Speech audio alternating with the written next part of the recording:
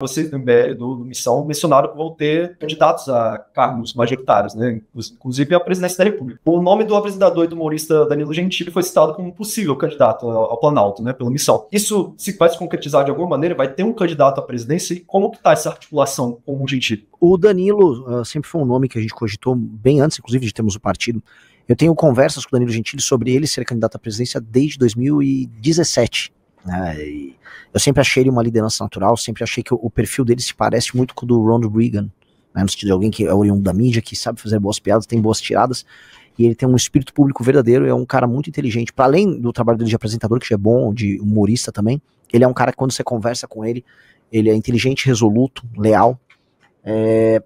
Entretanto, nos últimos meses, assim, a carreira dele, ele tá numa fase bem importante da carreira dele, e ele não tá podendo se dedicar a outras tarefas, então eu não posso exigir ele no chicote para ele ser candidato. Então, muito provavelmente o Danilo não será nosso candidato, ainda que o convite esteja aberto para ele, um cara que novamente eu admiro ele demais. E aí, estamos construindo outras alternativas.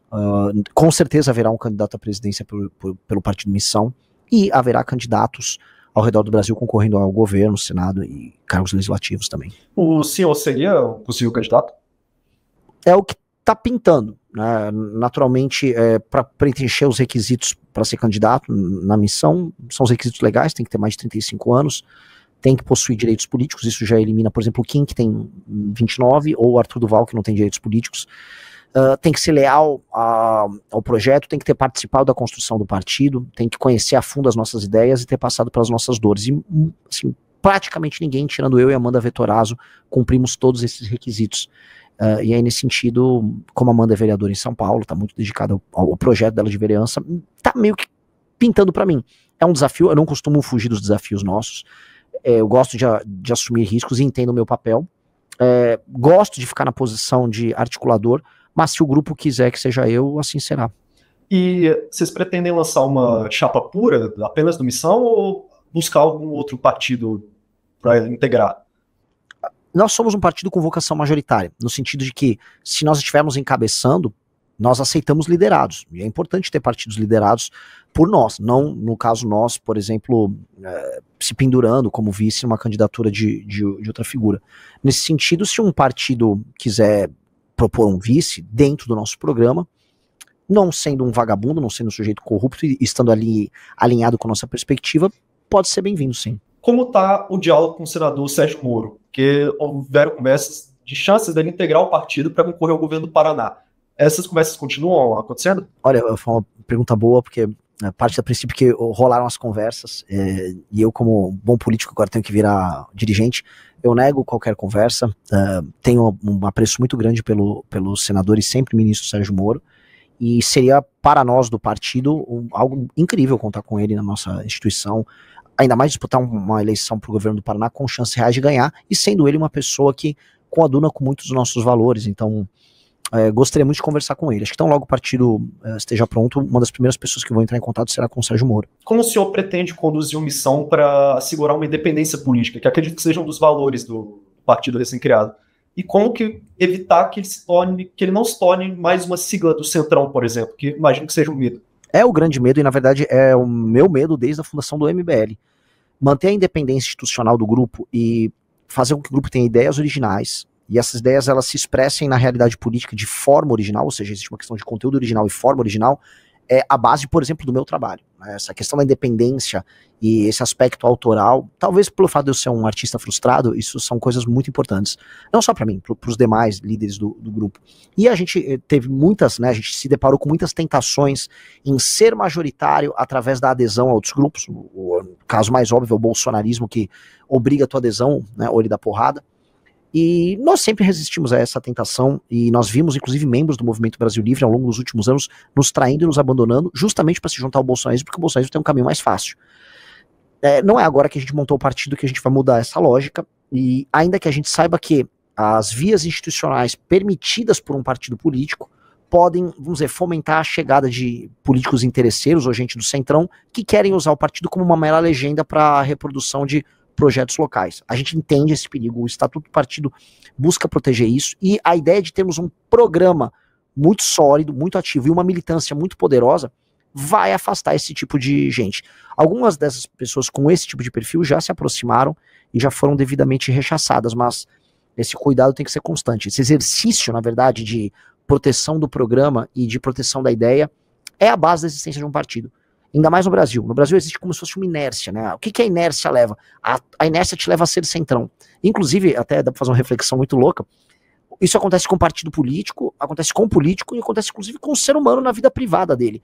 Existe esse espírito centrônico no brasileiro, que seria o espírito do homem cordial, descrito pelo Sérgio Buarque de Holanda, que ele está presente em tudo. A chance de você virar simplesmente um sujeito com uma opinião volúvel, que baseia-se única e exclusivamente nos seus interesses, que quer se apropriar do público em nome daquilo que é privado para você e para os seus, para o seu núcleo familiar mais próximo, a ideia de que a aparência vale mais do que a essência, isso é, vamos dizer, o modelo default, de fábrica do espírito brasileiro, e a gente tem que enfrentar isso. Eu gostaria então de abordar a questão das rupturas, porque o MBL já teve algumas rupturas tensas, nomes como o Fernando Holliday e o João Petega.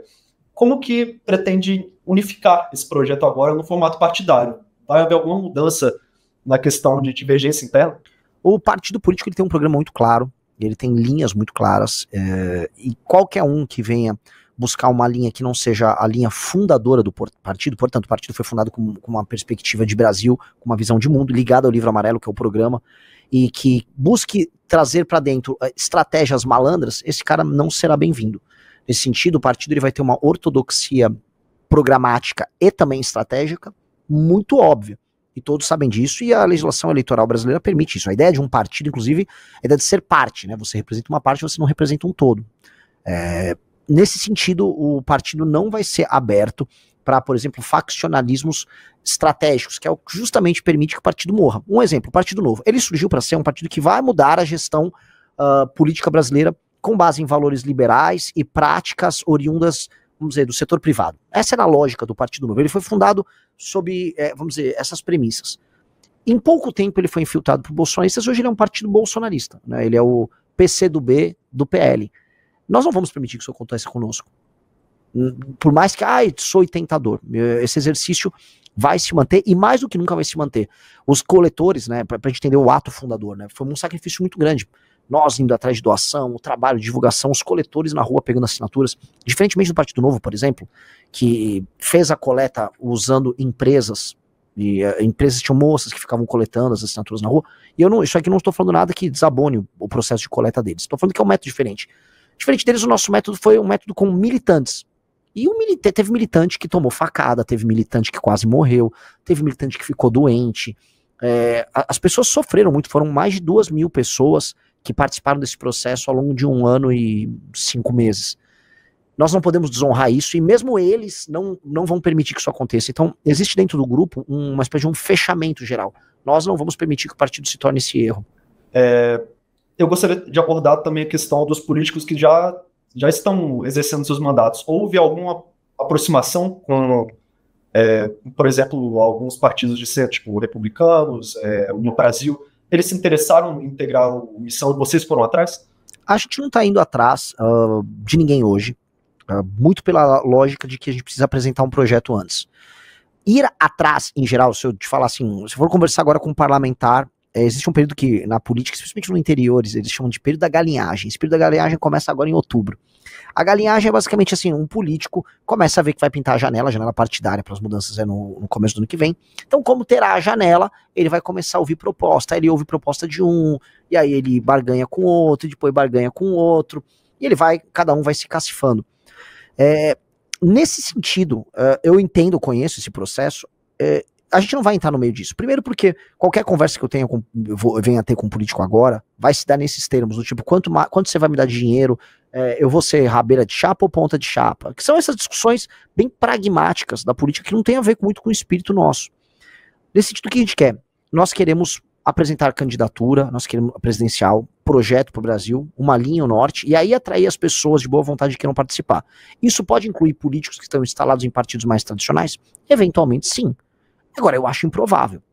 Eu acho muito improvável, porque mesmo, olha só uma coisa muito louca, mesmo jovens idealistas que estão aí na direita, no Brasil, blá blá blá, esses caras estão todos interessados em quanto que eles vão ter de grana, quantas aparições na TV, na campanha eles vão ter, O jogo tá completamente pragmático, assim, não demorou muito tempo para todo mundo entender como é que são as regras. Então,